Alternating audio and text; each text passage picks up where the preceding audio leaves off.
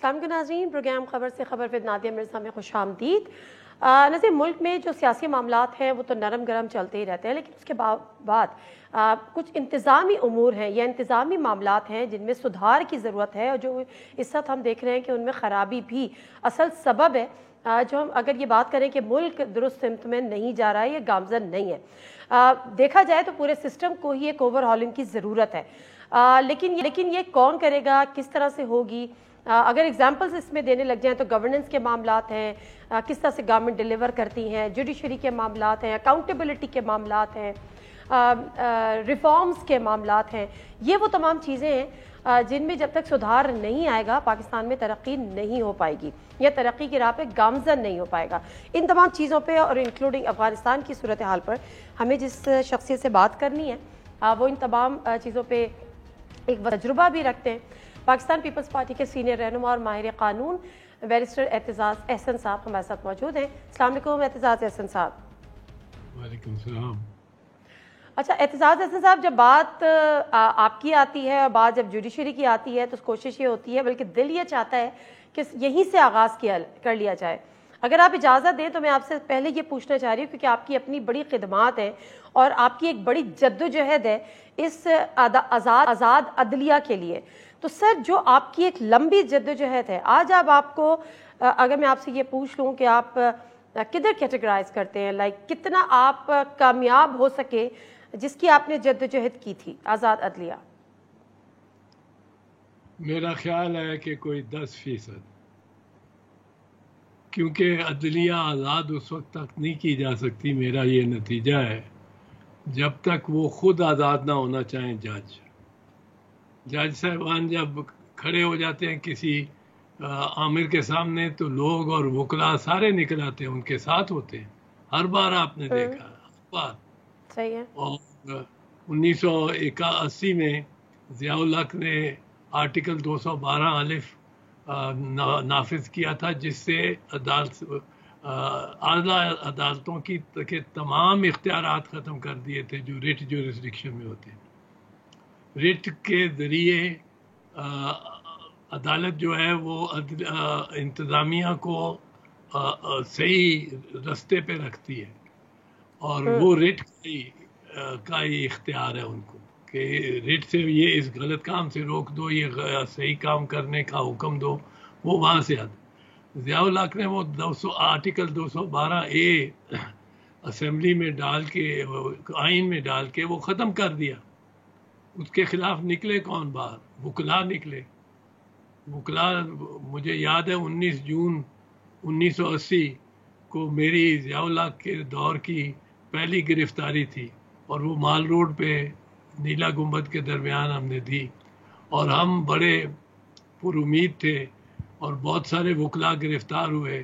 फ़ौजी अदालतों में पेश होना था, 1-1 साल की सज़ा तो वो समरी मिलिट्री कोर्ट वैसे ही दे देते हैं, और हमारा ख्याल था कि अदालतें हमारे साथ खड़ी होंगी, पर हम जेलों में भटकते फिर मार खाते रहे, और अदालतों ने सब जजों ने ना सिर्फ ज़ियाउल हक के हाथ का दिया हुआ हलफ दे लिया, लेकिन उन्होंने वो आर्टिकल 212A को भी तस्लीम ही कर लिया, जिसके लिए जिस मरे थे, जिसके लिए वो रहे वज़ू करते। जब तक ये वज़ू करते रहेंगे और दूसरों पे नसात करेंगे, खुद ही कुछ बनेगा। सर, तो वज़ू खुद ही कर लेते हैं या वज़ू के लिए कुछ कराए जाते हैं? कोई एहतमाम करने वाला तो होता ही है, पर जब अपनी रज़ा ना हो तो नहीं करते आदमी लोग। इमाम दुरुस्ती ना हो, उसका ईमान ही दुरुस्त ना हो, तो उसके पीछे नमाज नहीं पढ़ी जाती, तो बंदा वज़ू भी ना करेगा उसके लिए, उसके पीछे नमाज पढ़ने के लिए। तो अलग मतलब है कि बहुत मार खाई है बड़ी, और मैं कोई अकेला नहीं हूँ जिसने मार खाई है। वो वकला ने तो हैसुल जमात सबसे बढ़ के आगे अदलिया की ढाल बने हैं, और हर वक्त बने हैं। और जज साहबान जब मुश्किल वक्त ज़रा आता है तो थोड़ी सी بار کو اہمیت دے لیتے ہیں، بعد میں وہ بھی در کانے نمک بن جاتے ہیں۔ اچھا چلے سر، یہ بات تو آپ کی بالکل درست ہے. ہم نے اس وقت کے چیف جسٹس اور جن کی آپ نے پوری جدوجہد کا خاص ایک حصہ بھی رہے، وہ بھی ہمیں دیکھی جسٹس افتخار چودھری صاحب کی، پھر جسٹس ثاقب نثار کا ہم نے دور بھی دیکھا، ان کے سوموٹو بھی دیکھے، ان کے سوموٹو بھی دیکھے.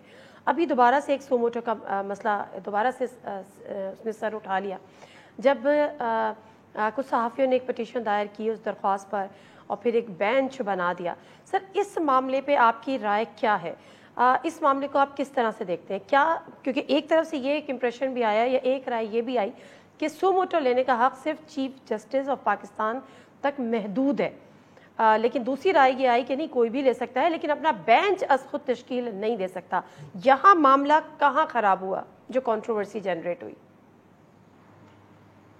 نادیہ بالکل آپ نے یہ درست بات کی ہے، میں بھی اسی رائے کا ہوں اور پہلے سے 2-4 دن سے یہ رائے دے رہا ہوں کہ جہاں تک ججز کا تعلق ہے ان کا اختیارات کیا ہیں، جوڈیشل اختیارات، وہ کسی جج کے دوسرے سے زیادہ نہیں ہے یا کسی جج کے دوسرے سے کمتر نہیں ہے، خواہ وہ چیف جسٹس ہو خواہ وہ جونیئر جج ہو، اس کے برابر کا ووٹ ہے. اگر 5 ججز میں بیٹھا ہوا ہے اور 2 جج ایک طرف فیصلہ کرتے ہیں، وہ جونیئر جج ہوں یا سینئر ہوں، تینوں جونیئر ہوں جو فیصلہ کرتے ہیں اور 2 سینئرز کے خلاف فیصلہ ہوتا ہے، تو جونیئر سینئر نہیں دیکھا جاتا، ہر جج کے برابر اختیارات ہیں. سو اس معاملے میں جو سو موٹو کی جورسڈکشن کے اختیار کو ایک دفعہ اس کو جاری کرنا، کوئی نوٹس جاری کرنا، یہ سب ججوں کا برابر اختیار ہے. یہ کسی ایک کا نہیں ہے کہ صرف چیف جسٹس پہ ہو. میری رائے بسد احترام جو بینچ نے، سپریم کورٹ نے بینچ کی رائے دی ہے اس سے پہلے سے ہی مختلف ہے، کیونکہ میں سمجھتا ہوں کہ سو موٹو. لیکن سر معذرت یہ آپ کی رائے ہے یا یہ قانون ہے؟ نہیں، میری نگاہ میں تو قانون ہے، پر رائے ہی ہوگی نا. میری رائے یہ ہے کہ یہ قانون ہے تو رائے قانون تو اس میں کیا کلیئرٹی نہیں ہے سر؟ اس میں کیا کلیئرٹی نہیں ہے کہ دو ہمیں ڈفرنس آف اوپینین یہاں پر دیکھنے کو مل رہا ہے؟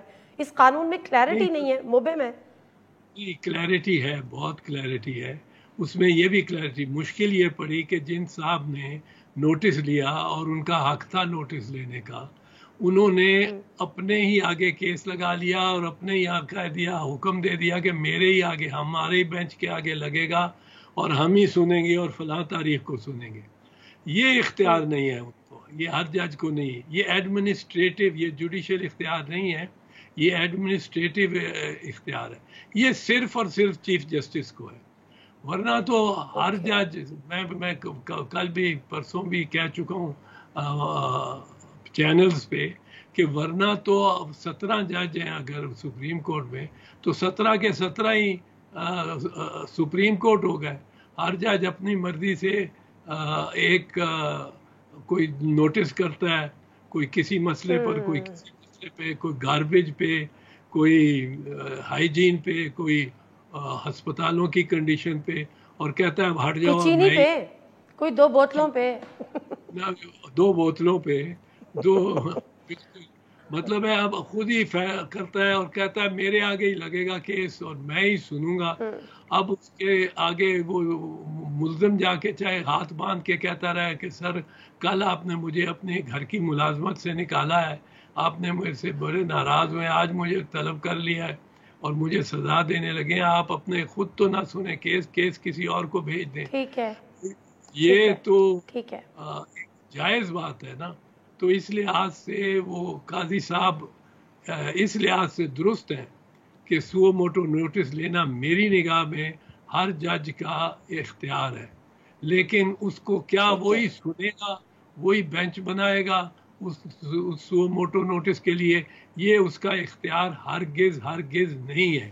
اور ہمیں یہ لیکن ٹھیک ہے اعتزاز احسن صاحب، لیکن اگر ایسا کر لیا گیا از خود نوٹس بھی لے لیا گیا, از خود بینچ بھی تشکیل دیا گیا جس کو بعد میں انہوں نے معطل بھی کر دیا گیا, لیکن اس کے پیچھے پھر انٹینشنز کیا ہوتی ہیں, مقاصد کیا ہوتے ہیں, گولز کیا ہوتے ہیں؟ دیکھیں انٹینشن چاہے کتنا نیک ہو سکتا ہے انٹینشن بہت نیک ہو, پر انٹینشن جو ارادہ ہے اس کے پیچھے اس کو نیک سمجھا نہیں جائے گا, سیلف سرونگ سمجھا جائے گا, اور اس کو یہ سمجھا جائے گا کہ یہ کوئی خاص دلچسپی ہے جج صاحب کی ایک کیس میں, اگر ذاتی دلچسپی کسی قسم کی بھی ہو, خواہ اپنے آپ کو بڑا ہی دکھانا ہو, اپنے آپ کو ایک پارسا اور زیادہ معتبر جج باقیوں سے دکھانا ہو, اور چاہے کوئی بھی ہو, اگر ذاتی منفعت یا ذاتی مفاد اس میں کسی قسم کا بھی آتا ہو, تو اس پہ تو بڑی پرانی تاریخ ہے اس اصول کی کہ پھر وہ جج سن ہی نہیں سکتا. بینچ تو بنانا یا بینچ میں آنا تو کیا ہے, وہ سن ہی نہیں سکتا اس مقدمے کو جس میں اس کی اپنی دلچسپی ہو. اور اگر ایک جج خود کیس سو موٹو نوٹس جاری کرتا ہے اور پھر سو موٹو نوٹس جاری کرتے ہی دفتر والوں کو, جو دفتر ہے عدالت کا, وہ انتظامیہ کا, جو عدالت کی انتظامیہ ہے, رجسٹرار اور اس کے ماتحت, ان کو حکم دیتا ہے کہ یہ آپ نے فلاں تاریخ کو میرے آگے اور میرے ساتھ ہی جج کے سامنے ہی لگانا ہے اور سب کو پیش کرو. یہ اگر کرنا شروع ہو جائے تو میں نے کہا نا 17 سپریم کورٹ ہو جائیں گے. ایک ہی کیس کے بارے میں نوٹس دے دوں گا, آپ بھی نوٹس دے دیں گی, تو پھر کیا بنے گا؟ ایک کراچی میں نوٹس دے گا, ایک لاہور میں نوٹس دے گا, اور کیا بنے گا؟ سو یہ کام یہ, اور اس پہ بڑا پرانا فیصلے ہیں 1980 کا. ملک حامد سرفراز ایک سیاسی قائد تھے ہمارے, وہ انہوں نے ایک پٹیشن کی تھی اور بینچ بنوانا چاہتے تھے اپنے کے 1-2 ججوں پہ اعتراض کر کے. تو سپریم کورٹ نے, فل کورٹ نے ہولڈ کیا کہ یہ آپ کا کام نہیں, یہ ہمارا کام نہیں, یہ صرف چیف جسٹس کا کام ہے. اور یہ امتیاز ہے چیف جسٹس میں اور ایک عام جج میں. ٹھیک ہے, تو لیٹ می بی اسپیسیفک. یہ جو معاملہ ہوا جس پہ جسٹس قاضی فائز عیسیٰ نے صحافیوں کو ہراساں کرنے سے متعلق درخواست کی سماعت کی ڈیٹ بھی مقرر کر دی اور یہ بھی کر دی, تو آپ کی نظر میں یہ ان کا ایک غلط فیصلہ تھا؟ اس حد تک غلط تھا کہ انہوں نے کہا کہ یہ میرے آگے ہی پیش ہو. اگر وہ صرف تاریخ پہ کر دیتے اور بلکہ یہ لکھتے کہ چیف جسٹس صاحب سے استدعا کی جائے کہ وہ اس معاملے میں بینچ بھی بنائے, اور اگر ممکن ہو تو 26, کیونکہ ارجنٹ معاملہ ہے, تو 26 تاریخ ڈال دیں, تو ہو سکتا ہے چیف جسٹس صاحب ریفرنگ جج کو ہی بیچ میں ڈال دیتے. اعتزاز احسن صاحب مختصر سا بریک لینے دیں, اور مختصر سے آگے چل کے بات کریں گے مزید جوڈیشری کے حوالے سے, جوڈیشل ریفارمز کے حوالے سے, بیک لاگ کیسز کے حوالے سے, کہ یہ معاملات کس طرح سے ٹھیک ہوں گے, جس کو ہمیشہ سے کہا جاتا ہے کہ جسٹس ڈیلیڈ جسٹس ڈینائڈ. مختصر سا بریک, واپس آتے ہیں, اس پہ بات کرتے ہیں.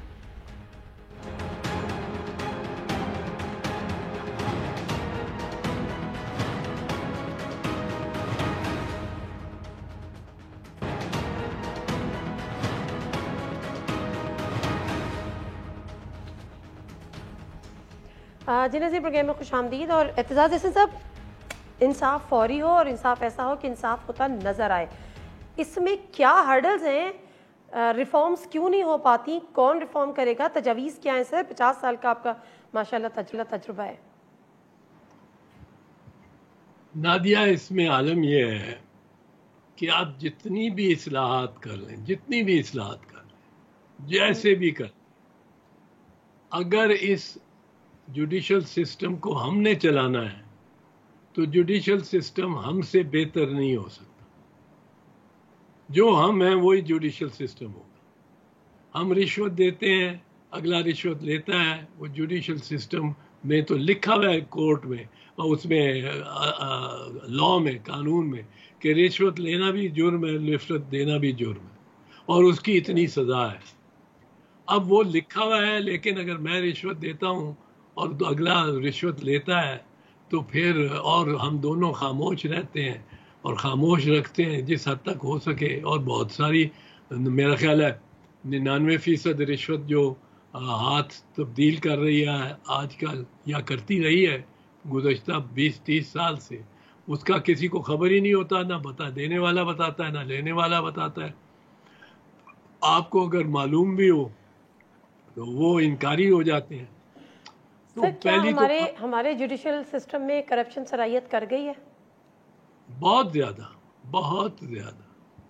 پر وہ تو وہی بات ہوئی نا کہ ہم میں وہ آپ نے پوچھا ہے کہ یہ اس کے وسیع شاہ کا ایک شعر ہے، جبر کا موسم کب بدلے گا.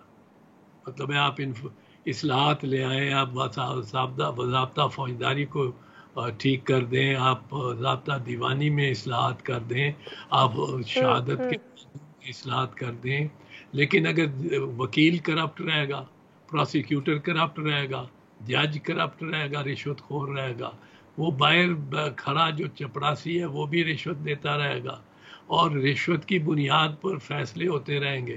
تو جبر کا موسم کب بدلے گا؟ ہم بدلیں گے تب بدلے گا. سر پریس فریڈم پاکستان میں جو پریس فریڈم کے حوالے سے ہمیشہ سے بات کی جاتی ہے، اور اگر اس دور حکومت میں دیکھا جائے تو ہم اور زیادہ جو ہمارے نمبرز ہیں وہ اس میں ڈاؤن ہوئے. اور پھر جو کیس تھا وہ بھی صحافیوں کو ہراساں کرنے والا کیس تھا. سر پاکستان میں صحافت آزاد ہے؟ پاکستان میں یہ تو نسبت کی بات ہے نا، کس نسبت سے آپ دیکھتے ہیں. اگر آپ کوریا یا کسی چین یا ایسے ملک کے ساتھ ملاتے ہیں تو بالکل آزاد ہے، پر بہت آزاد ہے. لیکن اگر آپ یورپی ممالک سے ملاتے ہیں تو پھر وہاں بھی پابندیاں بڑی ہیں، تھوڑی پابندیاں نہیں ہیں. وہاں آپ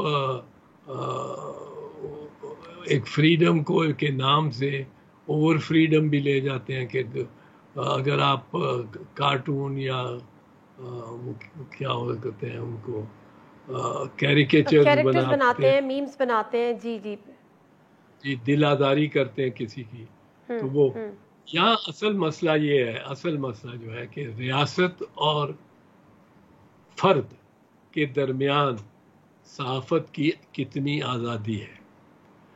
فرد اور فرد کے درمیان تو ہو سکتا ہے، میں سمجھتا ہوں ڈنمارک جیسے ملک میں بھی شاید اتنی آزادی نہیں ہے، آزاد نہیں ہے پریس، کیونکہ وہاں بھی خوف ہے. اور آپ اسرائیل کا خوف تو ہر جگہ ہی رکھتے ہیں کہ ہولوکاسٹ جو ہے اس کے بارے میں اس کے خلاف اس سے انکار ہی نہیں کر سکتے.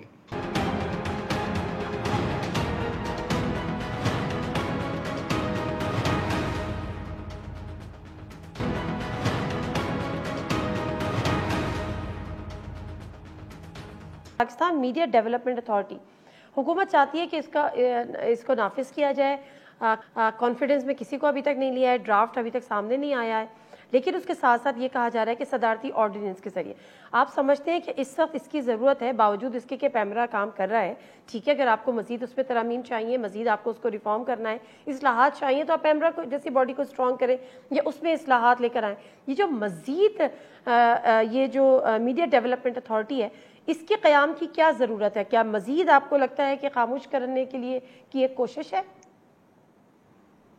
نہیں، میڈیا ڈیولپمنٹ اتھارٹی کے پہلے تو ہمیں پریسائسلی بالکل واضح طور پہ اس کے اختیارات یا اس کی صلاحیت، یعنی اس کے پاس کیا سزا دینے کی صلاحیت ہے، اختیارات کیا ہیں اس کے، ریگولیٹری ہے یا وہ میئر سپروائزری ہے یا وہ ڈٹرمنیٹیو ہے کہ وہ ریگولیٹ کرنا مطلب ہے وہ باقاعدہ میڈیا کو کسی نہ کسی شکل میں اس کو ترتیب دے سکتا ہے.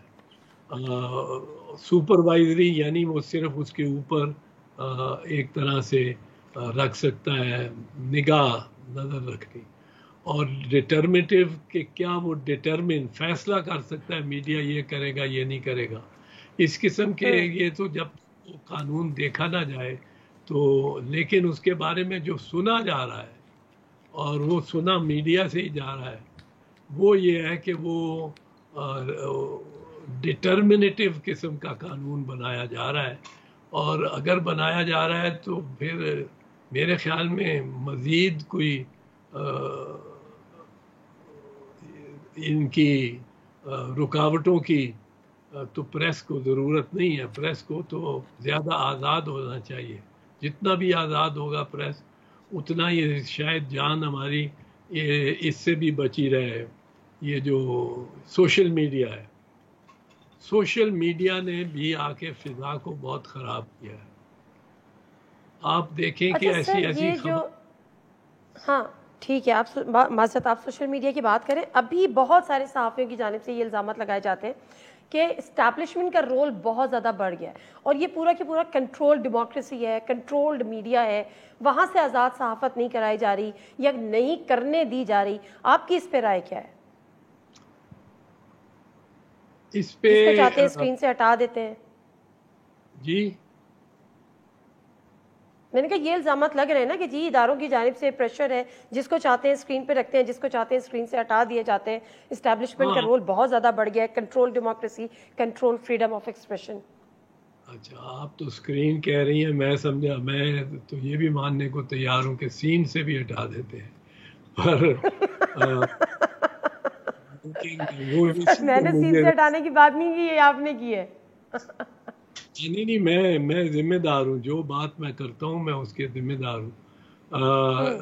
ہم نے آرمی چیف صاحب نے کو بلایا تھا، رضا ربانی صاحب نے، سینٹ میں، اور سینٹ میں ان کیمرہ انہوں نے بریفنگ دی تھی اور بہت اچھی بریفنگ دی تھی. میں کوئی فوجیوں کے حق میں نہیں ہوں، پر شاید میں واحد سیاستدان ہوں پاکستان کا اس وقت جس نے چاروں ملٹری ڈکٹیٹرز کی مخالفت کی ہے. ایوب خان کے وقت بھی میں گرفتار ہوا، ضیاء الحق کے وقت میں نے اس کی ملازمت سے انکار کیا، مشرف کے وقت میں کئی مرتبہ گرفتار ہوا،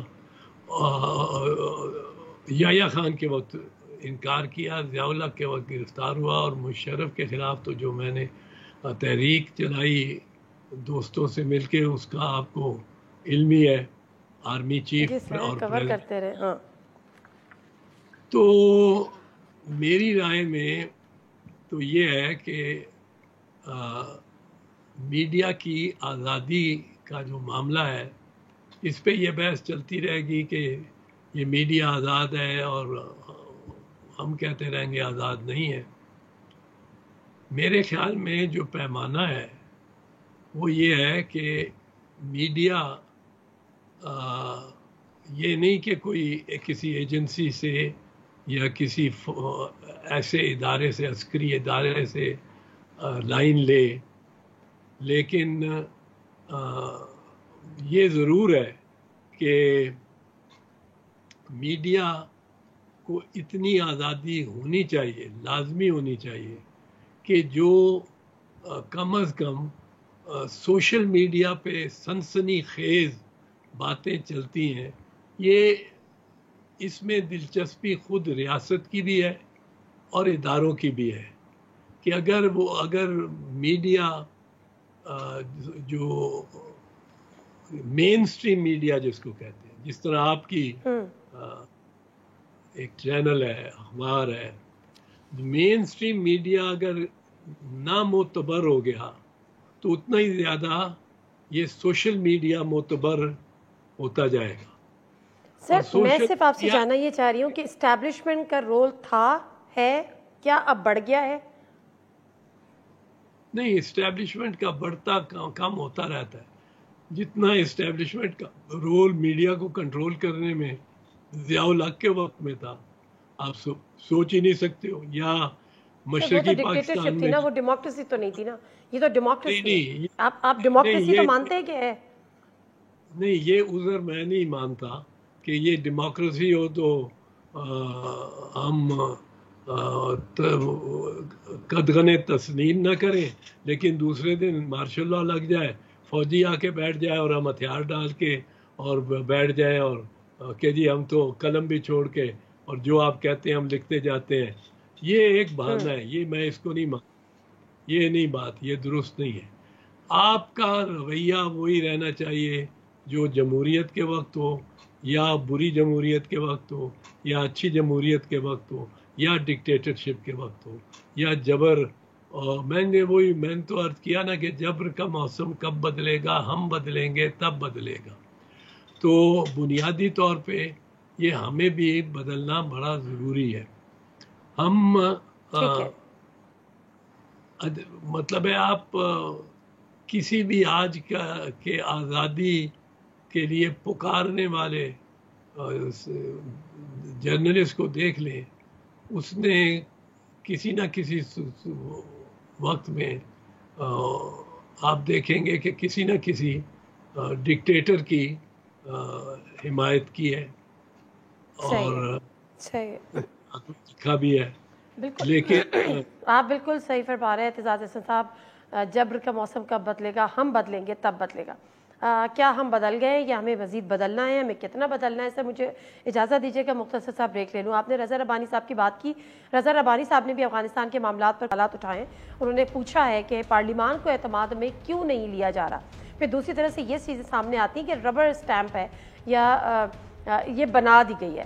مختصر صاحب بریک واپس آتے ہیں، اس حوالے سے بھی اعتزاز احسن صاحب سے بات کریں گے.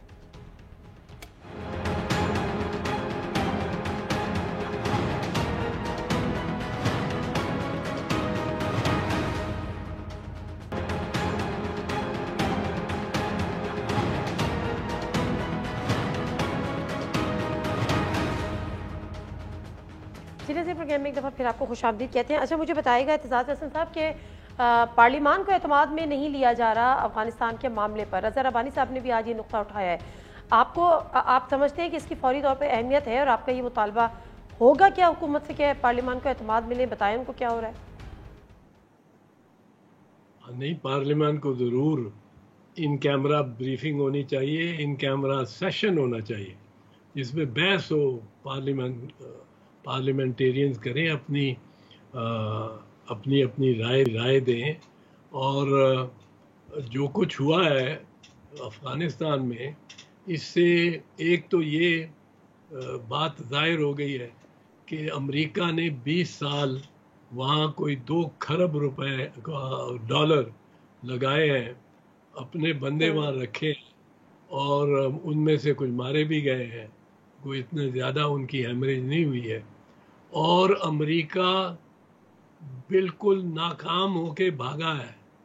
یہ تو کبھی تاریخ میں، نادیہ میں بھی تھوڑا بہت طالب علم ہوں تاریخ کا، کبھی تاریخ میں یہ نہیں سنا کہ یہ کبھی ہوا ہو کہ 2 دشمن اپنے آمنے سامنے خیموں میں رات گزار رہے ہوں، صبح کے فیصلے کر رہے ہوں کہ صبح کس طرف سے اٹیک کرنا ہے. آخر کار یہی فوجیں 2 اسی طرح ہی لڑتی ہیں نا، اور رات گزارتے ہیں تو سوتے ہیں. یہ پرانی جنگوں میں تو کم از کم یہ ہوتا تھا، اب رات میں کوئی سوئے یا نہ سوئے پر وہ سوتے ہیں. اب یہ سنا ہی نہیں کہ صبح ایک فریق اٹھے دشمن کے خیموں کی طرف دیکھے تو وہاں خیمہ ہی کوئی نہ ہو، وہ ہوا میں اٹھا لیا گیا. یہ تو کہیں مطلب ہے. اور یہ امریکہ جیسی طاقت کو اتنی اس سے چوٹ لگی ہے، امریکہ کو میں سمجھتا ہوں اس کی ناک کٹ گئی ہے. اب وہ لاکھ کہتے پھر بیچ میں وہ اب کنسپیرسی تھیریز پھینک رہے ہیں کہ جی امریکہ نے یہ خود کیا ہے. امریکہ نے خود اس لیے کیا ہے کہ افغان جو ہے، یہ طالبان جو ہے، یہ یکدم ٹیک اوور کر لیں اور وہاں افراتفری ہو جائے. اور اگر افراتفری ہوتی رہی وہاں تو سب سے پہلے نقصان ہمارا تو سوچتے نہیں، ہمارا تو نہیں سوچتے کو سب سے پہلے نقصان پاکستان کا ہوگا، پر وہ نہیں. وہ کہتے ہیں پھر سب سے پہلا نقصان ہوگا چین کا، جس کے ساتھ بارڈر بھی لگتا ہے، اور چین کو مشکل پڑے گی کہ ان خانہ جنگیوں کو کس طرح روکے، کیا کرے بیچ میں. اور چین بالکل ٹھیک ہے. سر معذرت کے ساتھ ٹائم میرے پاس تھوڑا سا کم ہے، میں چاہ رہی ہوں ذرا ہم لوکل پالیٹکس کی طرف بھی آ جائیں، نیشنل پالیٹکس کی طرف بھی آ جائیں. Peoples Party P D M کا حصہ نہیں ہے، لیکن پی ڈی ایم ایک دفعہ پھر ایکٹیو ہو گئی ہے. پی ڈی ایم کا رول اس حکومت اس وقت آپ کتنا اسٹرانگ دیکھ رہے ہیں؟ کیا یہ کوئی تبدیلی لا سکی؟ کہتے ہیں جی فوری الیکشن کرا دیں، حکومت ہٹا دیں، کیا جواز ہے؟ نہیں، پی ڈی ایم تو ایک مذاق بن گیا ہوا ہے. پی ڈی ایم کیسی ہے جس میں پیپلز پارٹی نہیں ہے، اے این پی نہیں ہے؟ وہ پی ڈی ایم تھی جب پیپلز پارٹی اور اے این پی اس میں تھی. پی ڈی ایم کو بنانے اور پی ڈی ایم کی دعوت کرنے والے چیئرمین بلاول بھٹو زرداری تھے، اور ان کے انیشیٹو پہ ظاہر ہے آصف زرداری صاحب کی سپرویژن کے تحت یہ پی ڈی ایم بنی، پیپلز پارٹی نے بنائی، اور آپ سب آ گئے.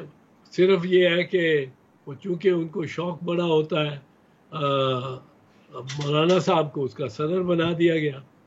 اب لوگوں کا خیال تھا کہ ایم آر ڈی کے جیسے ہوگا. ایم آر ڈی میں جب موومنٹ فار ریسٹوریشن ڈیموکریسی 1981 فروری میں بنی ضیاء الحق کے خلاف، اور وہ بڑا جابر قسم کا